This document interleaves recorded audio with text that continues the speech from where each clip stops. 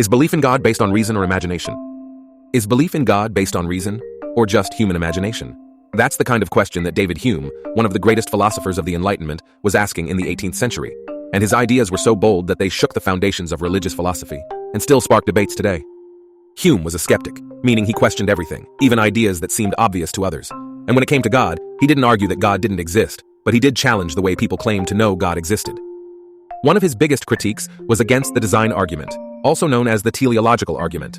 This is the idea that the universe is so complex and well-ordered that it must have been designed by a higher intelligence, just like a watch must have a watchmaker.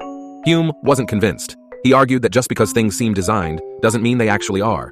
After all, nature has its own patterns. Rivers carve valleys, trees grow symmetrically, and planets follow orbits, without anyone designing them. Couldn't the universe just be a natural system following its own rules? And what if the universe wasn't designed perfectly? Hume pointed out that the world is full of flaws, disease, disasters, suffering.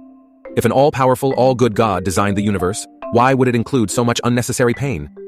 This was a direct challenge to traditional religious explanations of evil. Then there's miracles. Many religions claim miracles as proof of the divine, but Hume was deeply skeptical. He argued that no testimony of a miracle could ever be reliable enough to outweigh the laws of nature. If someone claims they saw water turn into wine, what's more likely, that the laws of physics were suspended, or that the person was mistaken or lying? Hume didn't say outright that God doesn't exist, but he undermined the common arguments people used to justify belief.